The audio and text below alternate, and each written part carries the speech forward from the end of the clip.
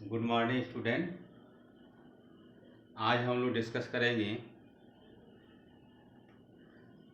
Graphical and half life method for first order reaction. इससे पहले हम लोग वीडियो लेक्चर में ये देखा था कि expression of rate constant for first order reaction, rate constant के और टाइम में हम लोग रिलेशन प्राप्त किया। उसके बाद आज डिस्कस करेंगे graphical and half life method for first order reaction. Zero order reaction का ग्राफ हम लोग देखा, उसका हाफ लाइफ टाइम देखा। अब आज हम लोग ये देखेंगे कि फर्स्ट ऑर्डर रिएक्शन के लिए जो ग्राफ हमारा है, ये ग्राफ से भी एक क्वेश्चन पूछा जाता है। आज we know that for first order reaction ln A upon ln A naught upon A, where ln is equal to natural log, ln is equal to log to the base e या log to the base e is equal to 2.303 log to the base 10।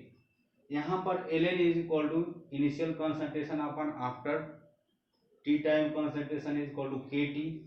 अब इन दोनों में अगर graph देखा जाए तो इसको हम मान ले y, ये पोर्शन हमारा, और ये mx है। ln y एक्सिस पर हम ln initial concentration upon after T time concentration, x axis पर हम टाइम लिया।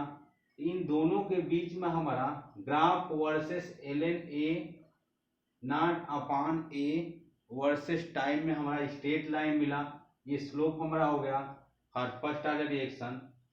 सिमिलरली इसको अगर हम इस रूप में मॉडिफाई करें कि ln a nought means initial concentration minus ln a after T time concentration, ये ऊपर जाएगा तो माइनस हो जाएगा, is equal to K T, K rate constant, T time. अब इसको हम इस रूप में लिख सकते हैं minus ln a equal to K T, और ये इधर आ गया तो माइनस ln a नॉट हो गया।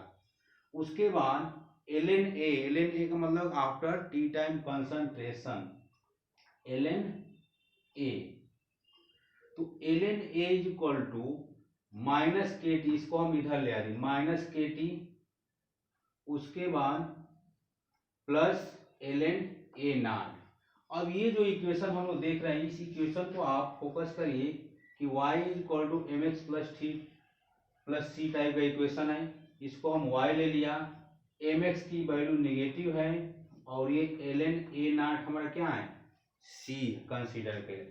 अब इसका अगर हम ग्राफ यहाँ पर देखेंगे तो ln a after T time concentration t on x axis, अब इसके लिए हमारा ये स्लोप हमको मिलेगा निगेटिव, क्योंकि यहाँ पर ये mx की वैल्यू क्या है, निगेटिव है, इसीलिए यहाँ पर स्लोप हमारा क्या मिलेगा, निगेटिव मिलेगा। तो ये दोनों हमारा ग्राफ किसके लिए, फर्स्ट ऑर्डर के लिए है। अगर रेट और कंसंट्रेशन में हम ग्राफ प्लॉट करें फॉर फर्स्ट ऑर्डर रिएक्शन के लिए, तो यहाँ पर हमारा ये रेट है, rate on y axis, concentration on x axis, इन दोनों में अगर ग्राफ प्लॉट किया जाएगा तो ये हमारा स्ट्रेट लाइन मिलेगा, क्योंकि हम जानते हैं कि रेट हमारा डिपेंड करता है कंसंट्रेशन पे फॉर फर्स्ट ऑर्डर रिएक्शन। यही हम जीरो ऑर्डर में हम लोग देखे थे तो रेट हमारा कंसंट्रेशन पर डिपेंड नहीं कर रहा था। तो फॉर जीरो ऑर्डर रिएक्शन के लिए हमको ये मिला था, रेट और कंसंट्रेशन में ग्राफ मिला था इस तरह से, मतलब ये किसके लिए ग्राफ है, ये जीरो ऑर्डर के लिए, ये फर्स्ट ऑर्डर के। रेट हमारा डिपेंड करता है कंसंट्रेशन पे, तो ये हमारा स्ट्रेट लाइन, ये इंडिपेंडेंट है, rate does not depend on concentration for zero order reaction. ये first order, this is first order, this is first order. तो हमारा इस तरह से ग्राफ दे देगा, पूछ देता है डिटरमाइन द ऑर्डर, तो इस तरह से हम ऑर्डर को हम डिटरमाइन कर लेंगे। उसके बाद अब हम लोग चल रहे हैं half life method for first order reaction. Half life time हम जीरो ऑर्डर में हम लोग पढ़ चुके हैं कि हाफ लाइफ पीरियड या हाफ लाइफ टाइम क्या होता है। तो हाफ लाइफ टाइम के लिए हम लोग डिफिनेशन पढ़े थे पिछले वीडियो लेक्चर में कि हाफ लाइफ टाइम क्या है। The time required to reduce the initial concentration. Half life time या हाफ लाइफ पीरियड को अगर हमको डिफाइन करना होगा तो the time required to reduce the initial concentration of the reactant to half of the initial value is called as half life time. Half life time, अब हम इसको फोकस कर रहे हैं half life time for first order reaction.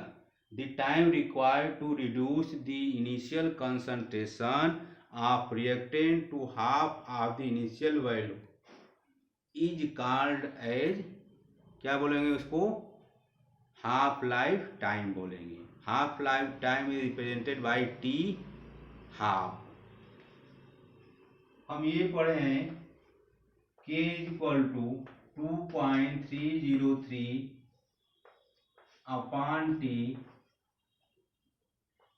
log to the base 10 a upon a minus X, ये पढ़ चुके हैं फॉर फर्स्ट ऑर्डर रिएक्शन के लिए। या इसी को हम इस रूप में लिखते थे k equal to ln a nought upon a into T, ये लिखे थे। ए नॉट की जगह को हम ए लिख सकते हैं या आर नॉट लिख सकते हैं या एन नॉट लिख सकते हैं। ए की जगह को हम ए माइनस एक्स या ए लिख सकते हैं या आर लिख सकते हैं या एन लिख सकते हैं। टी हमारा टाइम है। जनरली बुक में ये हमको दिया रहता है। तो हमको यहाँ पर करना क्या है, the time required to reduce, half life time का डिफिनेशन क्या है, the time required to reduce the initial concentration of the reactant to half of the initial value.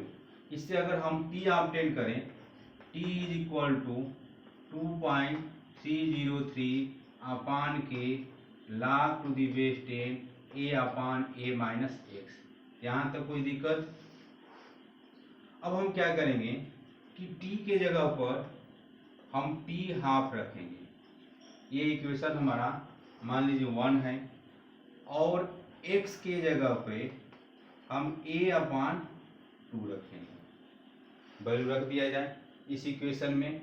इस इक्वेशन में अगर हम रखेंगे putting this value in equation first, तो t की जगह पर हमको मिलेगा t1/2 is equal to 2.303 upon k log to the base 10 a upon a minus a/2। जब सॉल्व करेंगे इसको तो ये मिलेगा 2.303 upon K log a upon a/2। इसको फिर सॉल्व करेंगे तो 2.303 upon K log to the base 10 2 into a upon a cancel हो गया, is equal to T half. और log 2 की वैल्यू हम लोग पढ़े हैं log to the base 10 2 is equal to 0.3010। तो इस 2 के जगह को हम ये वैल्यू रखेंगे तो हमको मिलेगा T half is equal to 2.303 into 0.3010 upon K. जब इसे हम सॉल्व करेंगे तो सॉल्व करने के बाद हमको मिलेगा, ऊपर वाला पोर्शन हम मिटा रहे हैं,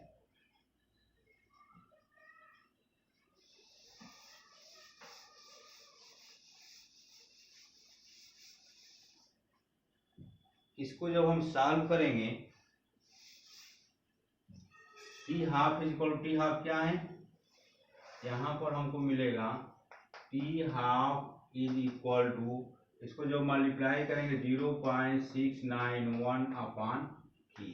ये हमारा T half life, T half is equal to half life time for first order reaction. ये क्या है, rate constant for first order reaction. तो यहाँ पर एक चीज हम लोग निष्कर्ष निकाल रहे हैं कि half life time is does not depend upon the initial concentration. यहाँ पर देखिए कोई कंसंट्रेशन टर्म नहीं आया है, ना तो इनिशियल कंसंट्रेशन ना तो आफ्टर टी टाइम कंसंट्रेशन। तो इसे हम बोल सकते हैं कि half life time for first order reaction is does not depend upon the initial concentration या does not depend upon the concentration। अगर हाफ लाइफ टाइम और कंसंट्रेशन में अगर ग्राफ प्लॉट किया जाए फॉर फर्स्ट ऑर्डर रिएक्शन के लिए, graph plot between half life time and concentration, यहां पर हम टी हाफ ले लिया और कंसंट्रेशन यहाँ पर ले लिया, तो half life time is does not depend upon the concentration. तो हमको इस तरह से ग्राफ मिलेगा, किसका हो जाएगा ये, किस ऑर्डर के लिए, तो फॉर फर्स्ट ऑर्डर रिएक्शन। तो ये हमारा कुछ ग्राफ रहा फॉर फर्स्ट ऑर्डर रिएक्शन के लिए, और इसको हमको इस फार्मूले को हमको याद करना है, इसी को फोकस करना है। कैसे आया, अगर ये नहीं समझ में आया या डेरिवेशन बहुत कम पूछता है, लेकिन इसको हमको फोकस करना पड़ेगा। रेट कांस्टेंट दे देगा और हाफ लाइफ टाइम आपको निकालना होगा, या कंसंट्रेशन देगा, इनिशियल कंसंट्रेशन और आफ्टर टी टाइम कंसंट्रेशन अगर दिया रहेगा, उसमें आपको हाफ लाइफ टाइम पूछेगा, तो सबसे पहले आप के निकालने की कोशिश करिएगा। जब के निकाल लेंगे तो हम हाफ लाइफ टाइम निकाल सकते हैं। अब उसके बाद अब हम लोग आगे हेड लगाएंगे कि rate constant, calculation of rate constant for first order reaction in gaseous state. इसके बाद हम लोग कैलकुलेट करेंगे rate constant for first order chemical reaction in gaseous phase. Consider a general reaction A goes to B plus C in gaseous phase. Let the initial pressure of A is equal to PI या P not. हम A का initial pressure मान रहे हैं PI या P not. If PA, PB and PC be the initial pressure of the species pressure in the reaction mixture at T time, then total pressure PT का मतलब total pressure PA plus PB plus PC plus dot dot dot, जहाँ PA PB PC क्या है, partial pressure है। उसके बाद let us suppose that X atom is decreased in pressure of A at time T। हम यहाँ पर consider कर रहे हैं X atom is decreased in pressure of A at time T। The increase in PB, partial pressure of B and partial pressure of C will also X atom। यहाँ पर A से हमारा B प्लस C हमारा कोई product बना है, ये तीनों हमारे A B C हमारा गैसियस फेज में है।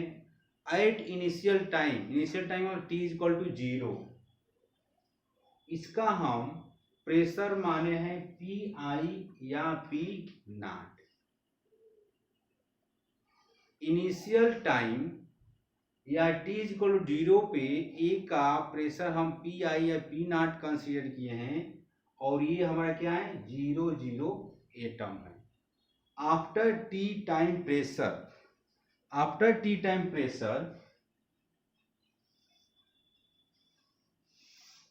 इस रिएक्शन को हम ऊपर लिख रहे हैं। आफ्टर टी टाइम प्रेशर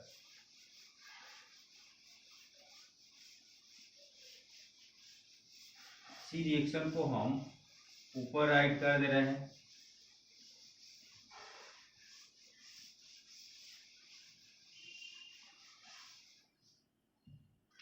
यहाँ पर हमारा AG = BC गैसियस फेज में है। T = 0, PI है या P0 है, ये X है, ये X एटीएम है, एटमॉस्फेरिक प्रेशर है। आफ्टर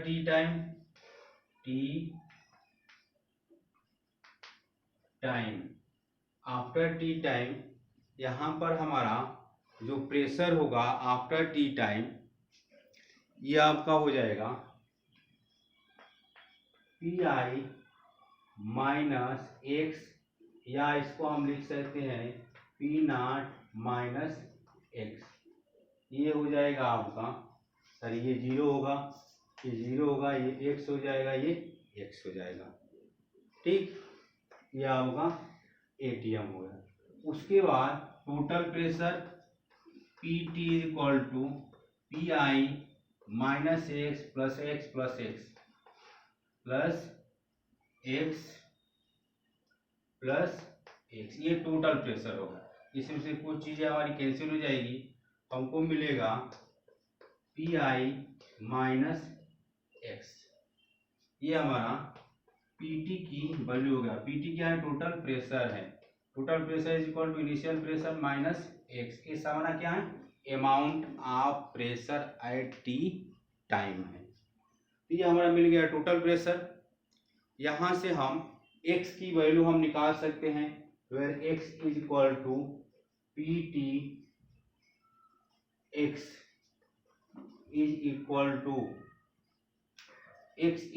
हमारा हो जाएगा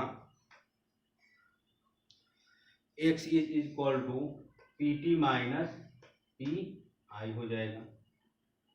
अब यहाँ पर हमको रेट कांस्टेंट निकालना है इस केमिकल रिएक्शन का। केमिकल रिएक्शन किस फेज में, हमारा गैसियस फेज में है। तो गैसियस फेज में हमको रेट कांस्टेंट कैलकुलेट करने के लिए we know that K = 2.303 upon T log to the base 10 A/A - X। उसके बाद हमको फर्स्ट ऑर्डर रिएक्शन का हम रेट कांस्टेंट का एक्सप्रेशन हम लिखें। यहाँ पर हमको मिलेगा K = 2.303 upon T log to the base 10 A/A - X। तो ध्यान दीजिए, यहाँ पर A की जगह पर हम PI लिख सकते हैं और X की वैल्यू हम आपको यहाँ पर मिल गई। इसी फार्मूले में हमको A की जगह पर हमको क्या लिख देना है, PI या P0 लिख देना है। Then we get 2.303 upon T log to the base 10। यहाँ पर क्या लिखेंगे, PI लिखेंगे या P0 भी हम लिख सकते हैं। PI क्या है, इनिशियल प्रेशर है, या P0 क्या है, इनिशियल प्रेशर है। उसके बाद PI माइनस X की जगह पर हम ये लिखेंगे, X की वैल्यू कितनी है, PT और क्या है माइनस PI है। तो इसके X की जगह पर हम लिखेंगे PT माइनस PI। इसको जब सॉल्व करें तो माइनस का जब हम इसमें मल्टीप्लाई करेंगे तो ये हो जाएगा माइनस, ये हो जाएगा प्लस। इसको इस ब्रैकेट को हम हटा दिया। यहाँ पर PI प्लस PI कितने PI हो जाएगा, 2PI हो जाएगा। समझने की कोशिश करिए। पहले हम X की वैल्यू निकाला, the rate constant k is equal to 2.303 upon t log to the wasted initial pressure upon क्या हो जाएगा 2pi माइनस pt हो जाएगा। तो ये हमको गैसियस फेज में अगर कोई रिएक्शन रहेगा तो उसके लिए रेट कांस्टेंट कैलकुलेट करने का हमको एक फार्मूला मिल गया। k is equal to rate constant, t is equal to time, p हमारा क्या इनिशियल प्रेशर है और t टाइम ये प्रेशर है। इस पर एनसीईआरटी में कुछ सवाल हमारा दिया हुआ है। एक्सरसाइज का अगर हम लोग 4.21 को अगर देखेंगे तो इसी पर सेम आधारित है, तो उसको सॉल्व करने की कोशिश करिएगा। एक टॉपिक हमको इसमें बचा है, जब हम determination of order of reaction of heading आपको लिखाए थे तो उसमें पहला इंटीग्रेटेड रेट लॉ मेथड, दूसरा हमारा ग्राफिकल, तीसरा हाफ लाइफ टाइम और लास्ट हमारा है ओस्टवाल आइसोलेशन मेथड। तो अगले वीडियो में हम लोग ओस्टवाल आइसोलेशन मेथड है, बहुत छोटा सा टॉपिक है, उसको डिस्कस करने के बाद हमारा ये चैप्टर खत्म हो जाएगा। क्योंकि इस चैप्टर में हमको इस सेशन के अकॉर्डिंग कुछ टॉपिक हमको रिड्यूस कर दिया गया है। कोलिजन थ्योरी हमको नहीं पढ़ना है, एक्टिवेशन एनर्जी हमें नहीं पढ़ना है, तो एक केवल टॉपिक हमारा बचा हुआ है Ostwald isolation method. Thank you.